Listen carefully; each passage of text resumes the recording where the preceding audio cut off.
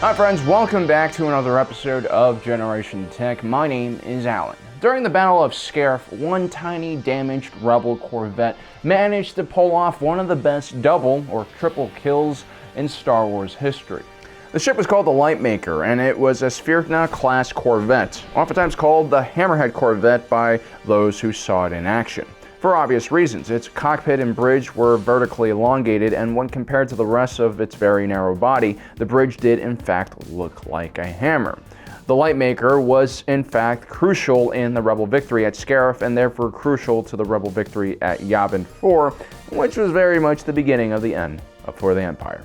Now, the Rebel fleet that Admiral Raddus had led into Scarif was pieced together. It featured stolen Imperial transports, civilian cargo ships, and former diplomatic vessels. Very few of these ships were built for combat and were covered in all sorts of modifications to increase their performance. This included the Lightmaker, which had been serving as a supply ship for the Royal Alderaanian House prior to the battle. The Scarif defense fleet, on the other hand, was centered around two massive Imperial-class Star Destroyers, pride of the Imperial Navy and one of the most formidable ships of the line in the galaxy.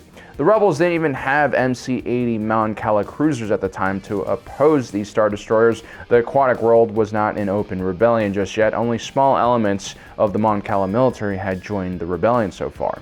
Therefore, the Star Destroyers were a problem that could not be beaten back with brute force. Raddus decided instead to use the strength of the Rebel Alliance Navy, its top-of-the-line, well-equipped Starfighter Corps. 4 Y-Wings in Gold Squadron find an opening and manage to land several ion torpedoes onto the deck of the Persecutor, one of the Imperial-class Star Destroyers stationed over the shield gate. Ion weapons don't do much kinetic or thermal damage and generally are considered non-lethal weapons. They do, however, wreak havoc with electronics, computers, and anything that depends on an electrical system. The Persecutor was immediately taken offline. Everything from its shields, point defense weapons, and thrusters ceased working and left the ship floating dead in space, which would not have been a big problem had it not been in low orbit over a planet. Admiral Pietz would make a similar mistake during the Battle of Endor when commanding the Executor-class Super Star Destroyer. Imperial Star Destroyer captains oftentimes underestimated their Rebel counterparts. The last thing they expected to happen in the middle of a battle was the complete loss of all of their power.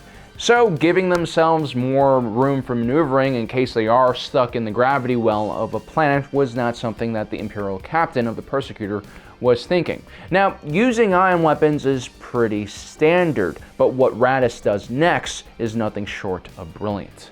Raddus could have pummeled the Persecutor and concentrated all fire on the derelict Star Destroyer, but given the state of the Rebel fleet and the heavy pounding they were taking from the TIE fighter garrison based on Scarif, they most likely wouldn't have been able to do much more than some cosmetic damage to the ship. Maybe they could have taken out the unshielded bridge, but then again, Imperial-class Star Destroyers usually have a secondary bridge within the interior of the ship. And even if they did take out the Persecutor, the Intimidator, her sister Star Destroyer, was still fully functional. So instead, Raddus moves the Lightmaker into position and has it ram the side of the Persecutor, causing it to crash right into the Intimidator. And the debris from that massive explosion crashes down straight into the shield gate, taking that out as well. Captain Cato O'Quone was in charge of the Lightmaker and should be credited with the best kill of the entire war, in my opinion.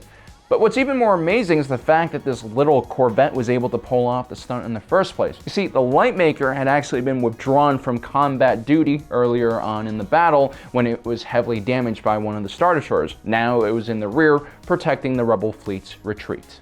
There are tugboats in the Star Wars galaxy that are designed to push around larger ships, but they typically use tractor beams to move around larger ships. And something the size of an Imperial-class Star Destroyer would take multiple Corvette-sized ships to safely maneuver around. The Lightmaker doesn't use tractor beams, it rams straight into the Persecutor at incredibly fast speeds and doesn't just shatter completely on impact, like this GR-75 transport does when Vader arrives with his Star Destroyer. I mean, the hull definitely suffers some physical damage and crumples up a tiny bit, but the ship is very much intact and the crew manages to stay alive. Judging by how long it takes the Lightmaker to clear the 1-mile-long Imperial-class Star Destroyer in this shot, it's moving at several hundreds of miles per hour. They even accelerate right before they hit the ship. It just seems like an unsurvivable collision. The massive deceleration alone should have killed everyone in the cockpit, especially Captain Cato. He's not even strapped into a crash seat. He's standing up and lightly bracing himself on a ceiling handle. Now, obviously in Star Wars, there's a lot of advanced technologies that we don't understand or have that can protect a person when they're flying in space. Inertial compensators, for instance, protect the crew inside from massive acceleration and deceleration. This is probably why Captain Cato doesn't go flying through the windshield the second the Lightmaker collides into the Persecutor. Now, the inertial compensator only extends around the individuals inside of the ship. It does not actually protect the physical structure of the outside of the ship. This GR-75 again definitely had inertial compensators, which means the Sphyrna-class Corvette must have some kind of special design feature which allows it to survive this type of crazy collision, which was so awesome that we'll need to play it just one more time. Now, the safety of automobiles have drastically increased in the last few decades, not only because of advances in material science, but also the designs are a lot better now.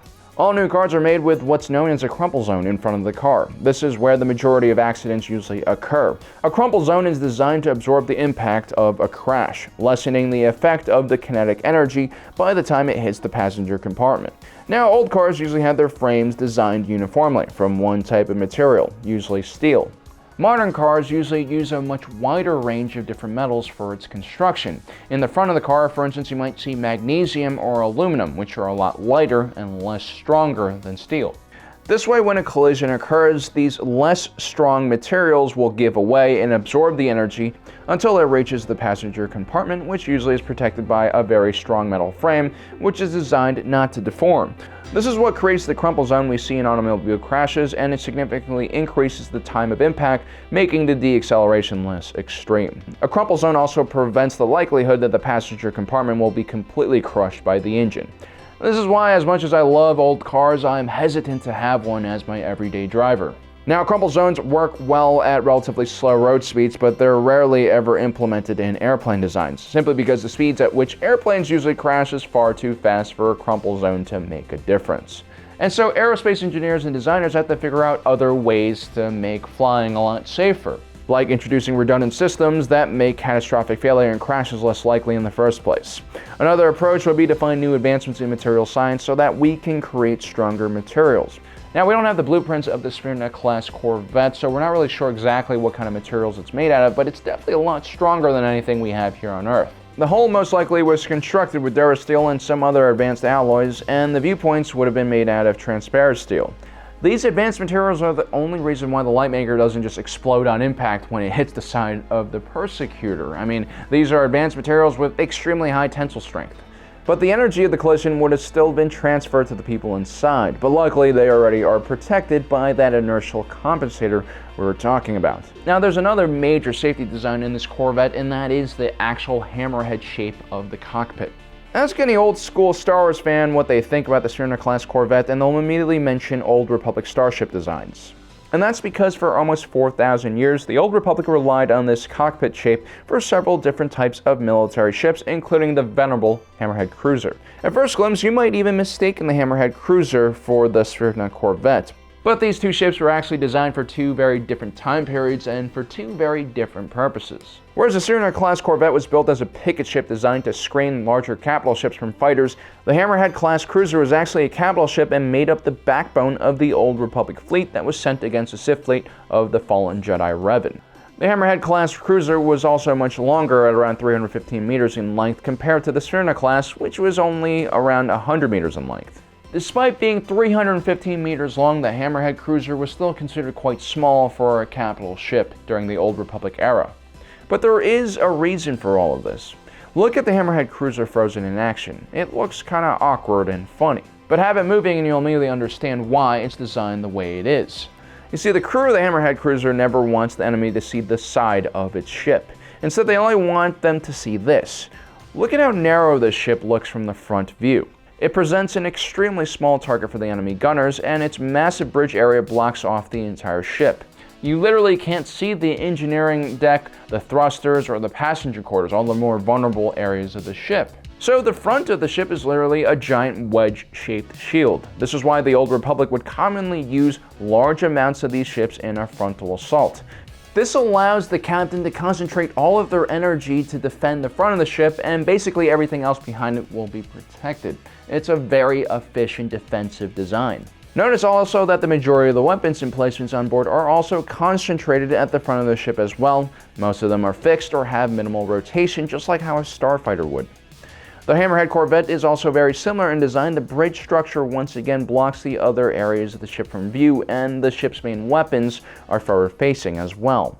This is a very unorthodox design. Most larger ships featured turrets, simply because they had a much larger firing arc and could fire off-bore, which meant that gunners didn't depend on their pilots to bring targets into their field of view. Most ships, for that reason, featured a 360-degree arc of offensive and defensive capabilities. This is why the Hammerhead Corvette design really sticks out from the rest of the ships in the field, and in my opinion is a bit aggressive and probably fits better in a Sith fleet rather than the more diplomatic Old Republic fleets. We all know that the Sith loved wedge designs, and triangles are one of the toughest structural shapes and very aggressive in appearance as well. But then again, most of these hammerhead-shaped vessels were designed by Corellians who were pretty resilient and stubborn in their own right, which kind of makes sense that they would design a ship shaped like a hammer.